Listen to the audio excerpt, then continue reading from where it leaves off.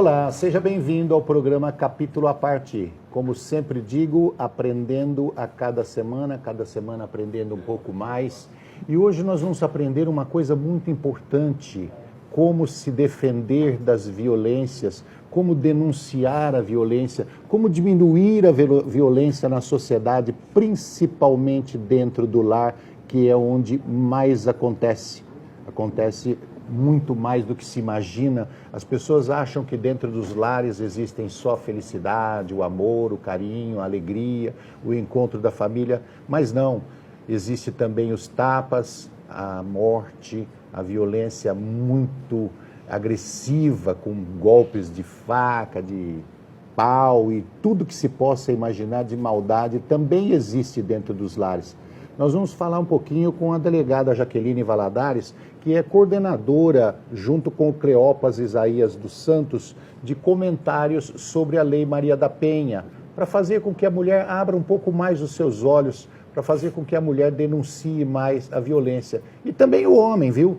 Se for agredido pela mulher, também vale, porque existe casos contrários, é bem menos, mas existe casos contrários.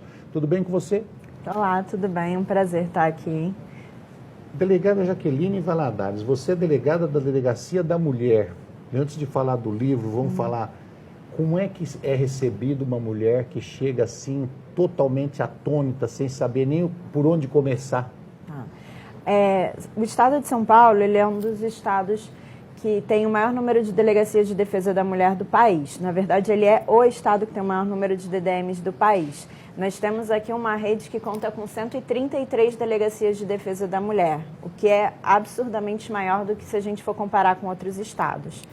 As DDMs aqui, elas são separadas basicamente por regiões. Eu atuo numa parte da região sul.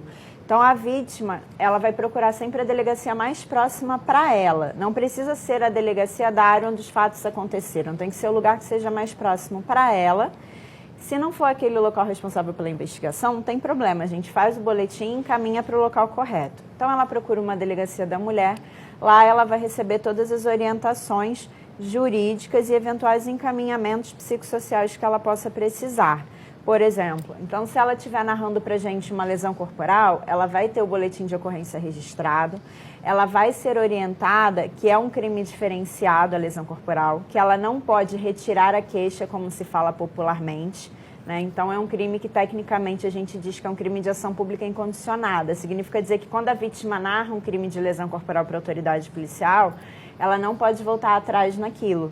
Então, a gente dá essa orientação para a vítima, encaminha ela para a realização de exame de corpo de delito, colhe depoimentos, recolhe todas as provas e, havendo necessidade, se a vítima quiser, ela também é encaminhada para um apoio psicossocial. Então, casas de apoio, ONGs que trabalhem em parceria com as delegacias para dar essa estrutura paralela à vítima, porque, infelizmente, as questões relacionadas à violência doméstica, elas vão muito além da seara criminal. A vítima ela também precisa de um apoio social e de um apoio psicológico para sair daquele ciclo de violência. Eu falei na abertura do programa que o homem também pode fazer a denúncia, porque eu já conheci caso em que o homem apanhava da mulher e apanhava muito. Sério, apanhava muito. No caso, o homem que é agredido pela mulher, ele pode procurar a delegacia da mulher? Não. Fala assim, não, foi a mulher que me bateu, então vou na delegacia da mulher. A gente ouve isso bastante, acontece. Quando eu trabalhava em delegacia comum, iam muitos homens fazer, acontece. Não é com a mesma proporção, obviamente, como você destacou, mas acontece, o homem apanhar da mulher. Mas nesse caso, ele não vai para uma delegacia de defesa da mulher, porque as DDMs, elas são criadas aqui em São Paulo para tutelar a mulher vítima de violência e crianças e adolescentes. Vítima de crimes sexuais, por exemplo. Da mulher atende criança e adolescente. Então, crimes de abusos sexuais infantis também são tratados nas DDMs, independentemente de ser uma criança do sexo masculino ou feminino. O homem vítima de eventual violência doméstica, ele vai fazer o registro dele numa delegacia comum. De bairro, não vai incidir a Lei Maria da Penha para o caso dele. O que não significa dizer que a mulher agressora sairia impune. Ela vai responder criminalmente por lesão corporal, ameaça, tal qual um homem responderia. A diferença é que, se for o homem o agressor, incide a Lei Maria da Penha. E aí a gente tem reflexos na seara processual. Por exemplo, se é a esposa que bate no marido, ele vai fazer um boletim de ocorrência de lesão corporal, artigo 129 do Código Penal. Se é o marido que bate na esposa, mesma coisa, artigo 129 do Código Penal. Qual que é a diferença? Se for a vítima mulher, esse homem não pode pagar a cesta básica, o caso dele não pode ir para o juizado especial criminal, ele vai efetivamente receber uma pena privativa de liberdade, ainda que seja num regime aberto, mas uma pena. Se a mulher é a agressora, se é a mulher que bate no marido, ela vai responder pelo mesmo crime, artigo 129 do Código Penal. Só que ela pode prestar serviço à comunidade, ela pode pagar uma multa, ela pode pagar uma cesta básica, então ela tem benesses que o homem não recebe. Por quê? Porque historicamente a mulher ela é muito mais vítima de violência doméstica, ela é muito mais vulnerável. Sim. Então a ideia da Lei Maria da Penha é impedir certos benefícios processuais que o homem tinha, que fazia com que ele se sentisse saindo ileso daquilo ali. Então ele batia na esposa antigamente, antes do advento da lei, antes de 2006, chegava no juizado especial criminal, pagava uma pena de multa, uma cesta básica. Então, ele chegava em casa e falava assim, tá vendo, bater em você me fez sair no lucro, eu ainda prestei um serviço comunitário, ainda fiz um bem à sociedade, ainda posso bater em você de novo que não vai dar nada. Com o advento da Lei Maria da Penha, uma gravação dessa, não dá vontade de prender o cara? Dá vontade, e a gente prende, né? Mas a lei ela veio para coibir isso, para coibir essa sensação de impunidade. Então, essas benesses que antes eles tinham de pagar uma cesta básica, por exemplo, hoje eles não têm mais. Hoje eles vão efetivamente receber uma pena privativa de liberdade. Ô Jaqueline, essa questão do homem agredir a mulher é uma questão cultural, uma questão do ser humano. Eu acho que desde que existe assim, a coordenação social, o homem sempre teve um privilégio, né, de ele ser o dono da mulher, ele mandar, a mulher ser uma posse dele. Isso foi no decorrer da vida toda, isso reflete nos dias de hoje, essa violência, essa talvez até uma proteção, que até pouco tempo atrás, uma proteção ao homem agressor, né? Sim. De fato, como você bem destacou, historicamente nós temos essa questão do machismo, né? A mulher na posse. Sim, nós vivemos em uma sociedade muito machista ainda. Apesar da mulher estar ganhando muito espaço, que a gente trabalha hoje até com a ideia do empoderamento, que a mulher está cada dia mais empoderada, você tem mulheres em profissões diferentes, mulheres que não dependem mais do marido para sobreviver, enfim, ainda assim temos uma sociedade machista. E às vezes o fato da mulher ser uma mulher independente e empoderada acaba surtindo essa questão da raiva no marido. Quantas vezes eu já trabalhei, porque a gente costuma associar a violência doméstica a mulheres hipossuficientes, por exemplo, financeiramente. Aquela mulher que depende do marido, que aceita aquela situação porque não tem para onde ir. Mas hoje eu trabalho com mulheres que sustentam a casa e são vítimas assim de violência. Por quê? Porque o marido não aceita aquela situação dela ser a provedora do lar e acaba agredindo-a. E por que ela se mantém numa situação dessa se ela não depende dele? Porque às vezes ela não tem uma dependência financeira, mas ela tem uma dependência emocional, psicológica. Por isso, quando a gente trabalha com violência doméstica, você não pode trabalhar só pensando no aspecto policial. Eu preciso trabalhar com toda uma rede de apoio. Eu preciso ter psicólogos, assistentes sociais, para eu fazer a vítima perceber que ela está inserida nesse ciclo e que ela precisa sair disso, que ela tem condições de sair disso. Porque a gente não tem mais hoje aquela mulher vulnerável apenas economicamente. Eu tenho mulheres que sustentam o lar, que sustentam o marido e ainda assim são vítimas de violência. Quando a gente fala em violência doméstica, quando a gente fala no homem bater na mulher, a gente imagina aquele casal de pobres, de pessoas sem instrução, do marido bêbado, aquele que chega em casa numa casinha humilde, numa casinha pequena, e chega em casa, pega um pedaço de pau e bate na mulher, que tem galinha no quintal. Sim. A gente fica imaginando uma situação dessa, mas isso é uma coisa assim que só passa na nossa imaginação. A nossa realidade é bem diferente, né?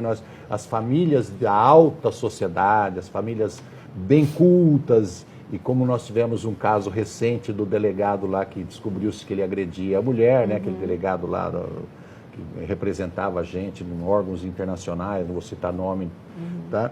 A gente descobre que em todas as camadas sociais existe a violência. Sim. Lá, a delegacia onde eu trabalho, ela é situada num bairro interessante. Eu atendo desde bairros carentes, por exemplo, como Heliópolis, aqui em São Paulo, a bairros classe média alta, como Brooklyn, Moema, são áreas que eu atendo. E aí fica muito nítido que realmente a questão da violência doméstica, ela não tem classe social. Eu tanto atendo aquela vítima que mora em uma comunidade carente, como aquela que mora numa cobertura em Moema. Todas elas são vítimas de violência doméstica.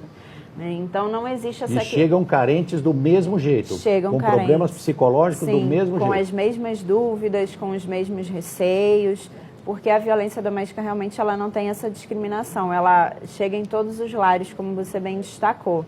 Então é algo que precisa realmente ser trabalhado, porque até hoje é algo inato em diversas classes, não tem essa diferenciação. Mas me diga uma coisa, quando eu pego uma pessoa, uma senhora, uma mulher, principalmente de mais idade, por isso que eu falei senhora, que ela de repente não tem uma formação, às vezes analfabeta, não sabe dos seus direitos, não sabe nada, ela chega lá com uma determinada crise psicológica, crise de dor, porque arrumou coragem, denunciou o marido que há 40 anos bate nela. Mas aí você pega uma mulher lá do Brooklyn, como você falou, de Moema, que tem uma formação, que é professora, às vezes psicóloga, engenheira, sei lá, ou às vezes até advogada, que chega com a mesma situação. Essa formação não ajuda ela a entender que ela pode se socorrer, que ela tem leis que acompanham, que ela tem leis que a protegem, que ela pode colocar esse cara na cadeia ou pelo menos afastá-lo de dentro de casa. Não existe esse discernimento. Essa questão é muito interessante porque a gente trabalha no trabalho com a Lei Maria da Penha com a questão do chamado ciclo da violência. Como assim? A mulher ela se encontra inserida em um ciclo dividido basicamente em 3 fases. A primeira é aquela fase de tensão em que o casal está discutindo, tem realmente uma tensão entre o casal, mas ainda não aconteceu nenhuma agressão. Normalmente essa fase evolui para um segundo estágio, que é o momento da agressão. Essa agressão pode ir desde uma agressão verbal a uma agressão física. E posteriormente a gente chega numa terceira fase, que é a mais complicada, que é a fase da lua de mel, que é quando esse marido promete que aquilo nunca mais vai acontecer, pede desculpa, leva para jantar, dá um presente, faz juras de amor e a mulher acaba perdoando. E aí acaba que passa algum tempo nessa lua de mel, a gente entra nesse novo ciclo da violência. Então, novamente, fase de tensão, que culmina para uma fase de agressão, normalmente tendendo até um feminicídio. E aí, o que acontece? Por que eu mencionei isso? Eu já atendi juízas de direito vítimas de violência doméstica lá na delegacia. Nossa. O fato dela ser juíza de direito traz para ela todo esse arcabouço jurídico. Então, ela chega lá sabendo quais são os direitos, qual o procedimento, mas esse ciclo que ela está inserida, muitas vezes ela o conhecimento jurídico abalada. Dela não tem peso. Ela está abalada, ela está inserida nesse ciclo. Okay. E aí, nesse caso, por exemplo, a gente fez o registro, fizemos as orientações e 15 dias depois ela voltou querendo retirar a queixa. Então, a gente percebe que não é uma questão de conhecimento jurídico, realmente é uma necessidade. Nós estamos conversando com a delegada Jaqueline Valadares, que é delegada da Delegacia de Mulher de São Paulo. Nós vamos para um rápido intervalo e já voltamos.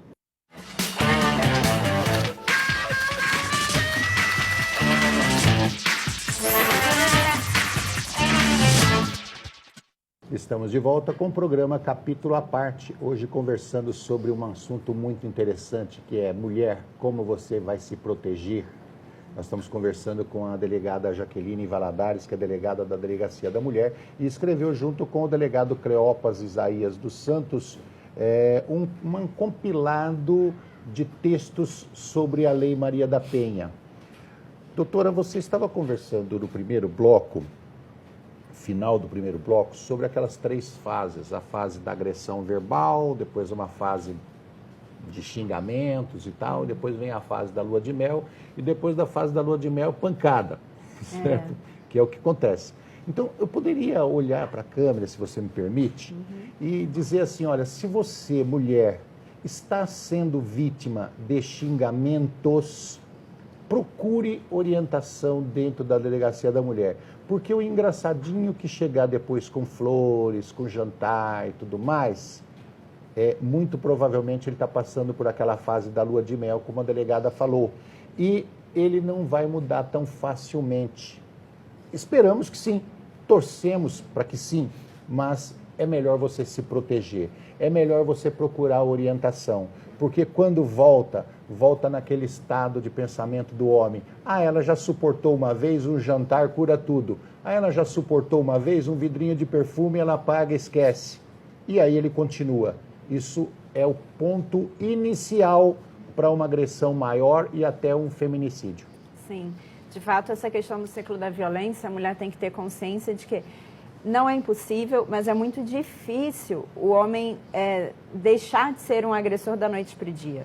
Né? Então, não é um pedido de desculpas, um ramalhete de flores que vai deixar de torná-lo um agressor.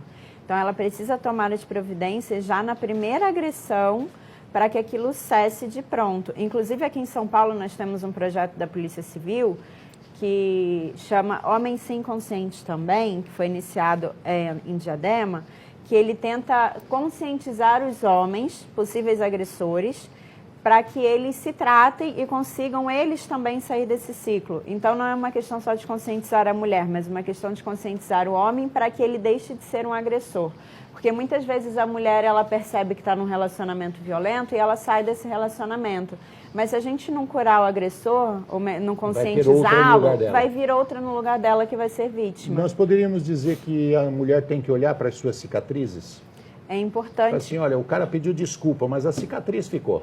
É importante que ela olhe para si e se ela for mãe, tiver filhos, é importante que ela pense também nos filhos.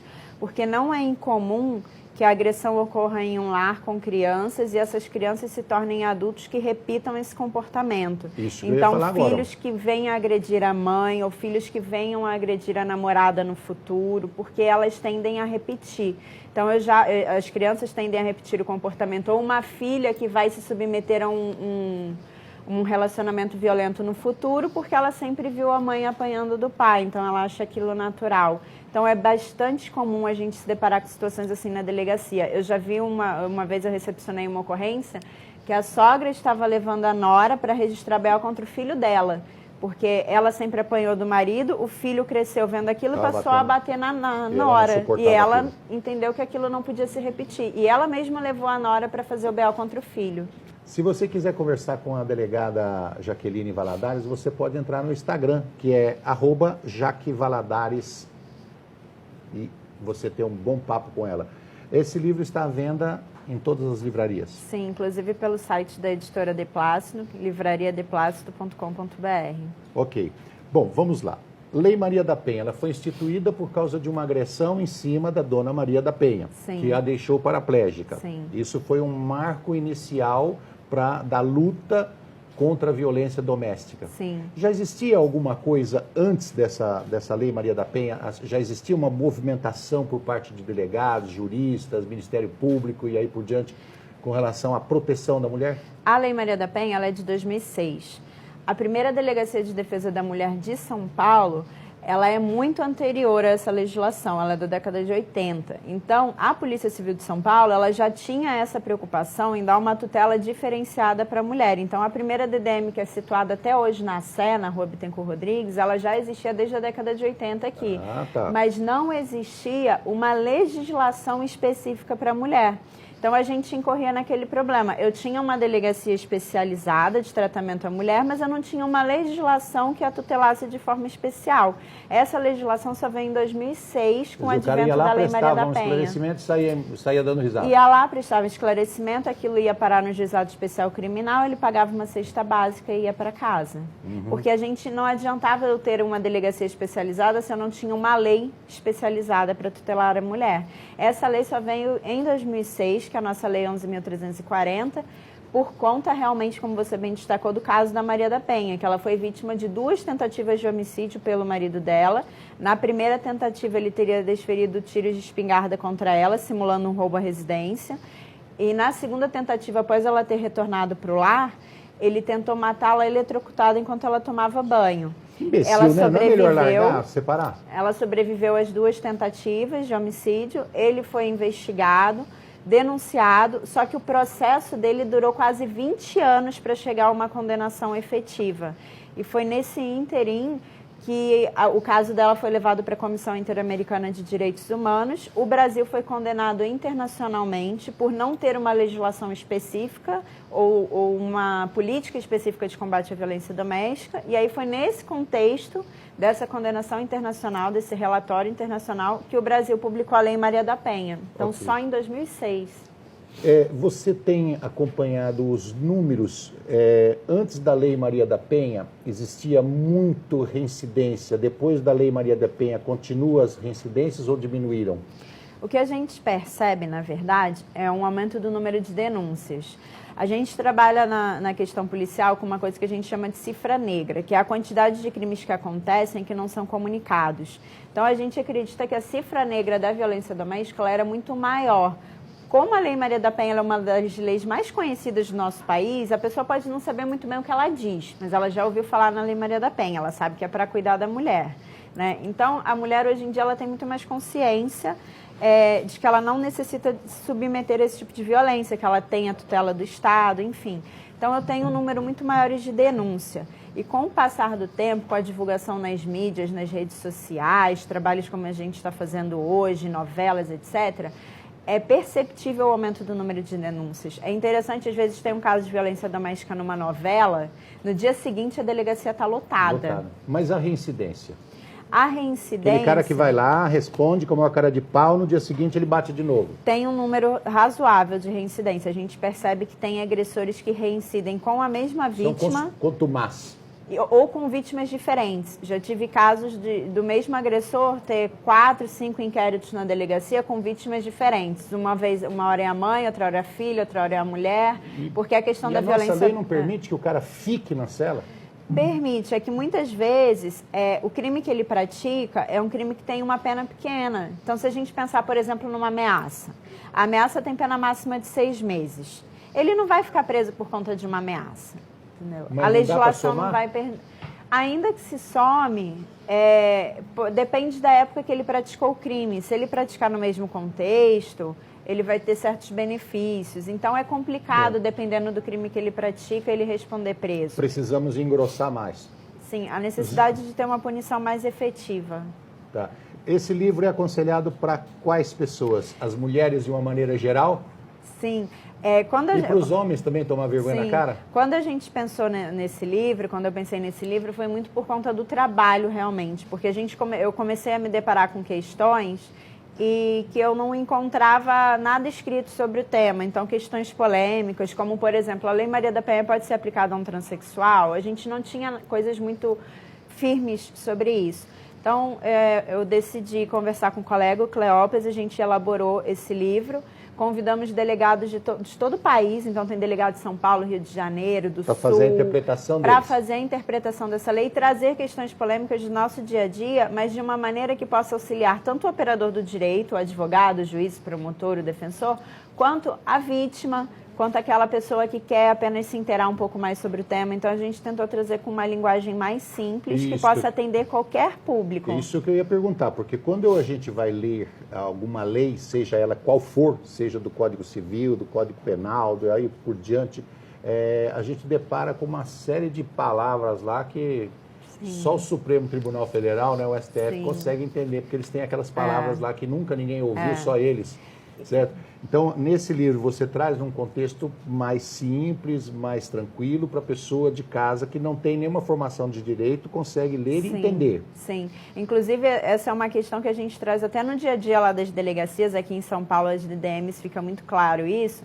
Às vezes a gente deixa de ser um pouco técnico na hora de fazer o registro do BO para ser um pouco mais compreensível para a vítima. Por exemplo, a questão da lesão corporal, o STF, como você bem destacou, entendeu que é um crime de ação penal pública incondicionada. Se eu falar isso para a vítima, ela vai olhar para mim e vai falar assim, tá, o que você está falando, então, né? Tá, né? Então, quando a gente faz um boletim, registra um boletim versando de lesão corporal, as DDMs, de uma forma geral, elas escrevem assim, né? A delegada escreve sempre embaixo assim, a vítima fica ciente que não pode retirar a queixa, porque isso ela entende. Ela não entende eu falar, crime de ação pública incondicionada, porque ela não é necessariamente formada em direito, mas ela entende eu falar, olha, você fez o BO, não vai poder retirar a queixa. Isso aí vai seguir independentemente da sua vontade. Então, ainda que ela volte para aquela fase da lua de mel com o agressor, que eles estejam de boas novamente, ela não vai poder retirar essa queixa. Ele vai ser processado criminalmente, independente ótimo. da vontade dela. Muito bom. Lei Maria da Penha, escrito, coordenado, né, pela Jaqueline Valadares e pelo seu Cleopas Isaías dos Santos. Os dois são delegados, vale a pena ler. Nós conversamos com a delegada Jaqueline Valadares, que é da Delegacia da Mulher aqui de São Paulo. Obrigado pelo seu trabalho. Eu que agradeço. Nos dois trabalhos, né, como delegada e como coordenadora do livro também. E obrigado por ter vindo. Eu que agradeço. 3 obrigados. Eu que agradeço. Obrigado a você de casa que esteve conosco no programa Capítulo à Parte. Nós esperamos você na próxima semana. Um abraço. Até lá.